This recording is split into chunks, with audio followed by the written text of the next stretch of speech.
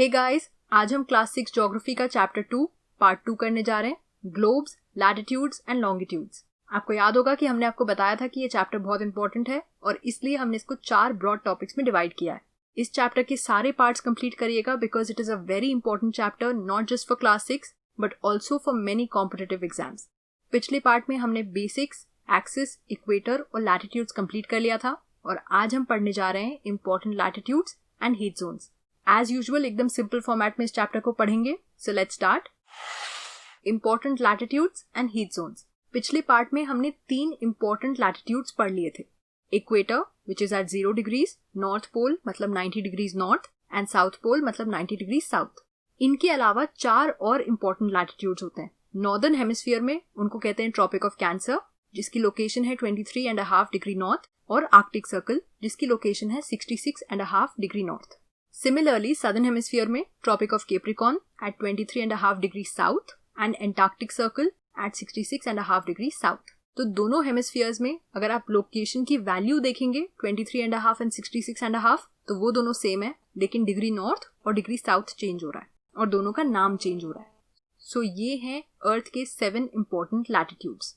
जैसा कि हमने पिछले पार्ट में पढ़ा था कि रेफरेंसेस के लिए ये लैटिट्यूड्स इंपॉर्टेंट है, लेकिन रेफरेंस के अलावा एक और रीजन के लिए ये लैटिट्यूड्स बहुत इंपॉर्टेंट है, to determine heat zones. Heat zones किस बेसिस पे डिसाइड होते हैं? They are decided on the basis of how much direct sunlight and heat of the sun they receive. किसी भी पार्ट ऑफ अर्थ को कितनी सनलाइट मिल रही है और कितनी हीट मिल रही है, उसके बेसिस पे हीट जोन डिसाइड होते हैं। There are 3 broad heat zones, torrid zone, temperate zone in the north and in the south, and frigid zone in the north and in the south.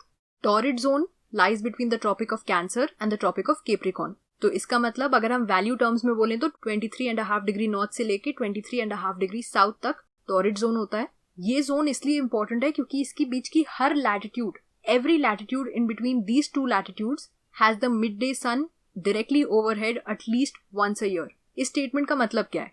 Tropic of cancer और tropic of capricorn के बीच में जितने भी latitudes लाई करते हैं, पूरे साल में एटलीस्ट एक दिन ऐसा आता है जब इन लैटिट्यूड्स के ऊपर जो सन है वो एकदम डायरेक्टली ओवरहेड होता है। मिड डे सन मतलब 12 o'clock नून पे जो सन होता है वो, और डायरेक्टली ओवरहेड मतलब सन की डायरेक्ट सनलाइट उस लैटिट्यूड पे पड़ती है वंस अ ईयर। तो इसका मतलब क्या हुआ? This area therefore receives maximum heat. जब सन की डायरेक्ट रेज आ रही है तो सबसे ज्यादा हीट टॉरिड जोन को ही मिलती है और इसीलिए हम इस एरिया को बुलाते हैं टॉरिड जोन, सबसे ज्यादा गर्म। फिर आता है temperate zone. This is a very important point.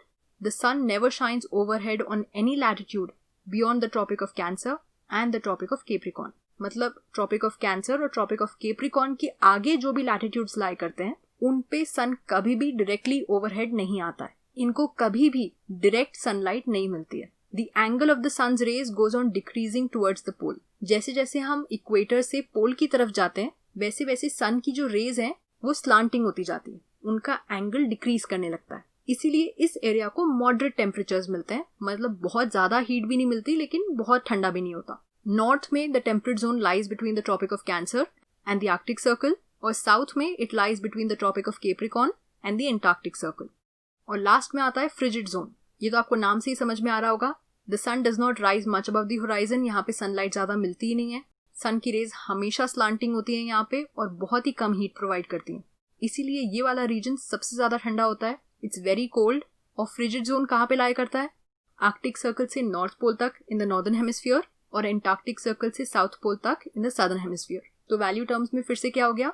66.5 degree north से लेके 90 डिग्री नॉर्थ और 66.5 डिग्री साउथ से लेके 90 डिग्री साउथ। इस चीज को घर पे समझने के लिए आप एक छोटा सा एक्सपेरिमेंट कर सकते हैं। आप एक कार्डबोर्ड का पीस ले सकते हैं और उसके ऊपर जब आप टॉर्च डायरेक्टली डालेंगे तो आप देखेंगे कि उस स्पॉट पे लाइट सबसे ज्यादा कॉन्सेंट्रेटेड होगी और वो स्पॉट कुछ टाइम के बाद काफी गर्म हो जाएगा। दूसरी चीज, जब आप डायरेक्टली लाइट डालेंगे तो वो एक छोटा एरिया कवर करेगा। सो दिस शोज कि सन कैसे शाइन करता है टॉरिड जोन पे। लेकिन अगर आप कार्डबोर्ड को स्लांट कर देंगे तो जो रेज हैं वो स्लांट वे में पड़ेंगी, तो आप देखेंगे कि जो लाइट है वो डिस्ट्रीब्यूट हो जा रही है, तो इसीलिए वहां पे कम ब्राइटनेस होगी, वो एरिया ज्यादा हॉट भी नहीं होगा और एक बिगर एरिया कवर हो रहा होगा। यही चीज होती है टेम्परेट जोन में और फिर धीरे धीरे फ्रिजिड जोन में। आप अपनी अंडरस्टैंडिंग चेक करिए और मुझे बताइए कि इंडिया कौन से जोन में आता है, जर्मनी कौन से जोन में आता है और ऑस्ट्रेलिया कौन से जोन में आता है। आंसर ढूंढिए और मुझे नीचे कमेंट्स में बताइए। इसका आंसर मैं नेक्स्ट वाले पार्ट में आपको दूंगी। जैसा कि हम हमेशा बिलीव करते हैं, history, geography, civics, science, English, किसी भी चीज को क्रैम मत करिए। अगर आपको वो चीज समझ में आ गई, it will stay with you for a life time. और हम पूरी कोशिश करते हैं कि हर कॉन्सेप्ट को ईजीएस्ट वे में आपको समझा सके। आई होप इस बार भी हम सक्सेसफुल हुए होंगे और आपको ये चैप्टर यहाँ तक समझ में आ गया होगा। इसी के साथ हमने second part of this chapter complete कर लिया है। अगर आपको ये लेक्चर पसंद आया हो, so don't forget to subscribe, क्योंकि उससे आपका अप्रिसिएशन हम तक पहुंच जाता है। I'll see you guys next time with the next part of this chapter. तब तक के लिए stay safe and study well. Bye bye.